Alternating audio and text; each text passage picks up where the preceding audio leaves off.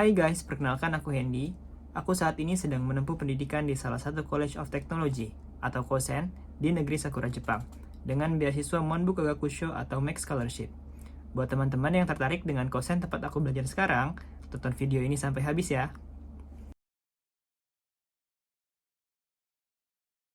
College of Technology atau dalam bahasa Jepang disebut Kouto Senmon Gakko atau bisa disingkat sebagai Kosen merupakan program pendidikan khusus bagi lulusan SMP di Jepang dengan masa pendidikan selama 5 tahun. Simpelnya Kosen ini tuh kayak gabungan 3 tahun SMA dan juga 2 tahun universitas. Namun, khusus bagi siswa internasional akan masuk ke Kosen sebagai siswa tahun ketiga. Fokus pembelajaran pada Kosen ini adalah pada pekerjaan laboratorium, latihan praktis bersamaan dengan penguasaan pengetahuan teoritis.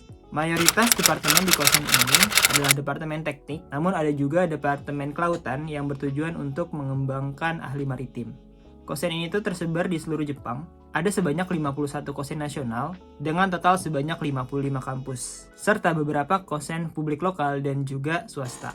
Lulusan dari kosen akan menyandang gelar ahli madya atau dalam bahasa Jepang disebut Jungakushi atau memiliki gelar yang setara dengan lulusan D3. Lulusan kosen tidak hanya punya pilihan untuk bekerja, tapi juga bisa melanjutkan pendidikan ke jenjang yang lebih tinggi. Ada 2 jalur untuk melanjutkan pendidikan. Pertama, teman-teman bisa melanjutkan pendidikan tambahan di Kosen selama 2 tahun atau biasa disebut dengan Advanced Courses, di mana lulusan dari Advanced Courses ini akan mendapatkan gelar sarjana setelah mengikuti ujian yang dilaksanakan National Institute for Academic Degrees and Quality Enhancement of Higher Education. Itu.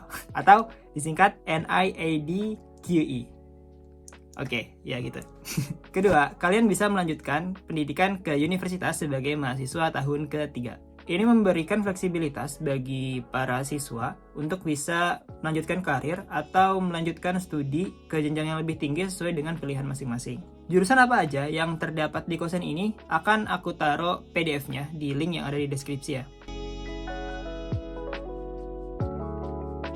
Berdasarkan silabus yang aku baca, di 2 tahun pertama, siswa kosen akan mempelajari mata pelajaran umum seperti matematika, fisika, kimia, bahasa, dan lain-lain yang disesuaikan dengan kebutuhan dari masing-masing atau tiap-tiap jurusan. Masuk di tahun ketiga, mata pelajarannya itu udah mulai bercampur antara mata pelajaran umum dan juga mata pelajaran kejuruan. Di tahun keempat, sebagian besar mata pelajarannya itu udah masuk ke kejuruan, ditambah dengan kegiatan lain seperti internship dan sebagainya.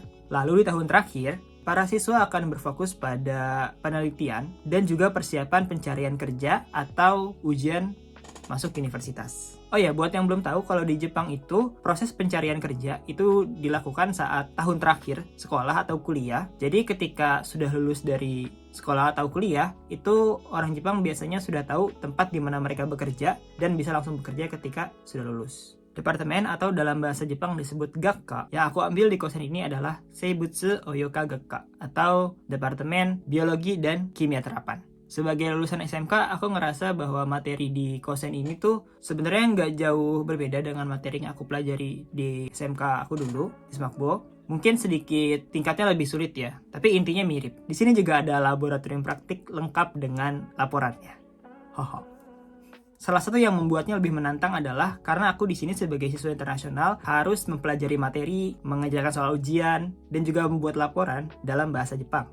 Terus juga yang cukup mengejutkan buat aku adalah materi matematika di sini itu susah. Ya, menurut pribadiku jauh lebih susah. Tipe soal ujiannya lebih variatif. Kita nggak hanya diajarkan tentang cara mengaplikasikan rumus yang sudah tersedia, tapi juga dituntut untuk membuktikan rumus tersebut dari definisi atau teori yang ada.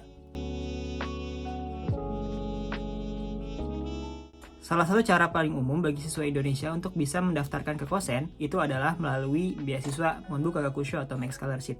Aku sendiri adalah salah satu awardee dari beasiswa Monbu Kagakusho atau Max Scholarship ini. Buat kalian yang pengen tahu cerita aku bagaimana bisa sampai mendapatkan beasiswa Max ini, kalian bisa tonton video yang ada di sini. Sebelum masuk ke kosen, awardee beasiswa Max akan menjalankan program sekolah bahasa selama 1 tahun. Barulah masing-masing siswa akan ditempatkan di kosen sebagai siswa tahun ketiga. Di sekolah bahasa ini, nanti itu nggak ada ujian masuk lagi ke kosen. Kita akan ditempatkan di kosen mana, itu sifatnya random. Jadi kita nggak tahu kita akan masuk ke kosen mana sejak awal. Biasanya saat menjelang kelulusan sekolah bahasa, pihak sekolah bahasa akan mengumumkan ke kosen mana kita akan pergi. Menurutku waktu ini tuh waktu yang paling deg-degan. Jadi ingat dulu waktu pengumuman penempatan kosen, teman-teman sekolah bahasa tuh kayak rame banget. Kayak, kamu kosennya di mana? Aku di Fukuoka, kamu di mana? Aku Hokkaido. Seriusan, jauh banget kita dari ujung ke ujung gitu. Kayak, wah, bla bla bla bla, gitulah pokoknya. Dulu sejujurnya aku ingin mendaftarkan ke program Gakubu atau S1 di beasiswa Max. Tapi saat itu persiapan aku cukup mepet dan kondisinya aku juga masih bekerja. Jadi harus beneran membagi waktu antara belajar dengan bekerja. Akhirnya aku memutuskan untuk mengambil jalan aman dengan mendaftar ke program kosen.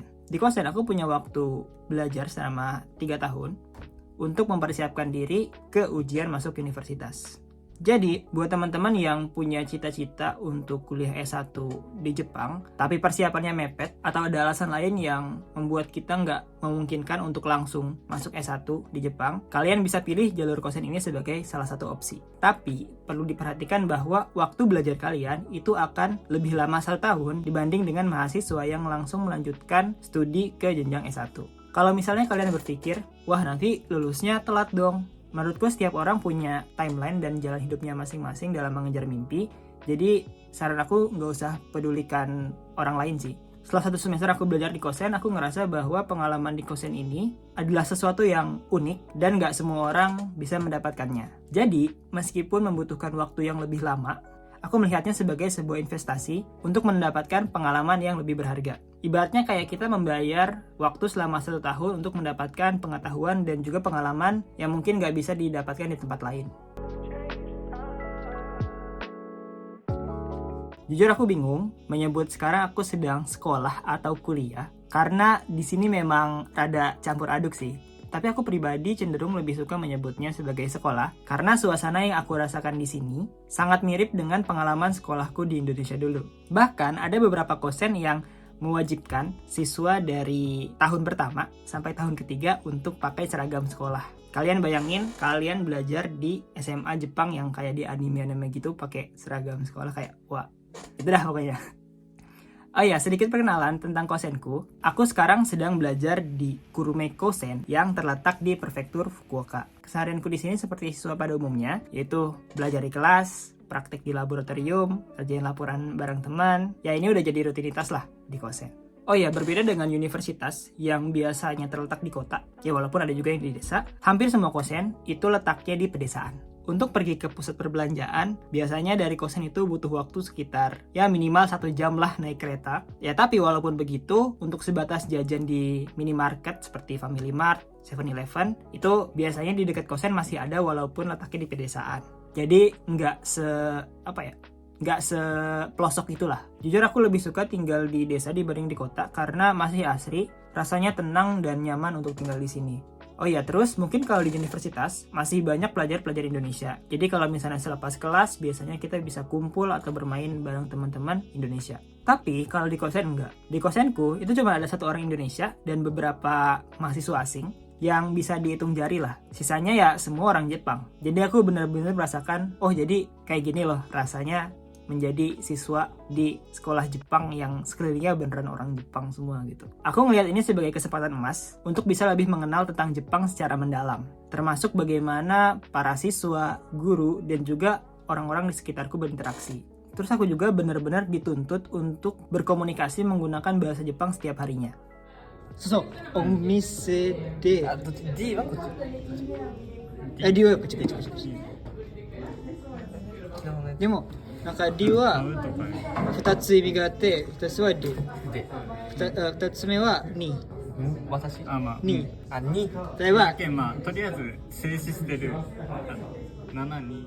kesempatan ini tuh beneran sangat membantu aku untuk bisa lebih improve dalam kemampuan berkomunikasi menggunakan bahasa Jepang. Selain itu, teman-teman di sini juga jujur sangat-sangat baik. Semuanya welcome walaupun aku sebagai seorang minoritas pelajar internasional di sini. Aku nggak ngerasa kesepian karena mereka itu benar-benar melibatkan aku dalam segala aktivitas mereka seperti belajar, mengerjakan laporan, bermain, dan juga belanja gitu, jajan gitu masih diajak sama mereka. Oh iya, selain belajar, seperti sekolah pada umumnya, di kosen ini juga ada kegiatan ekstrakurikuler atau dalam bahasa Jepang disebut bukatsu. Kalau kalian pernah nonton anime kayak Haikyuu, di mana tim dari SMA Karasuno itu setiap hari latihan di lapangan volinya Jepang. Nah, lapangannya itu di sini bener-bener mirip kayak yang di anime. Terus biasanya di liburan musim panas itu ada camp dan pelatihan selama seminggu dengan SMA lain. Di sini juga ada kegiatan seperti itu.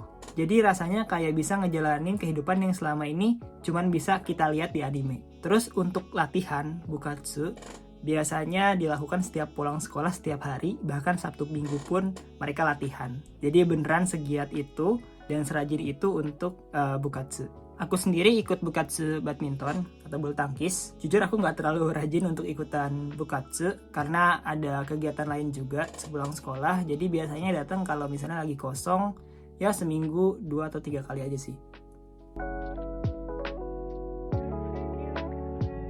Setiap kosen itu menyediakan asrama untuk tempat tinggal para siswanya, dan aku sendiri sekarang tinggal di asrama.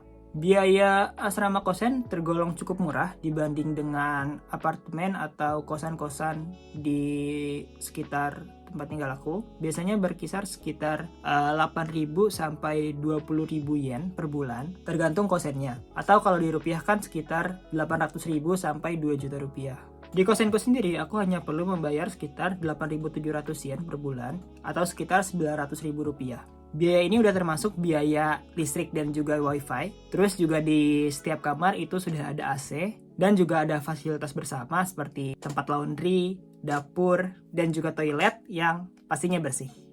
Mantap gak tuh? Oh ya guys, kalau kosen aku sendiri alhamdulillah menyediakan tempat untuk sholat, jadi ada musola kecil gitu. Oh ya, terus juga untuk siswa Jepang atau siswa yang non-muslim, sebenarnya asrama kosen ini juga menyediakan kantin. Jadi kayak makan sehari 3 kali, pagi, siang, dan juga malam. Tapi karena mereka nggak menyediakan makanan halal, jadi untuk aku pribadi itu masak sendiri. Jadi nggak ikut kantin. Tapi ada juga beberapa kosen yang menyediakan makanan halal, jadi itu tergantung dari kosennya lagi sih. Oke, sekian dari video aku. Gimana? Apakah kalian tertarik untuk sekolah di kosen? Atau masih banyak hal-hal yang kalian pengen tahu tentang kehidupan sebagai siswa di kosen? Kalian bisa tulis aja ya pertanyaannya di kolom komentar. Nanti aku jawab-jawabin. Sekian, terima kasih. Sampai jumpa di video selanjutnya.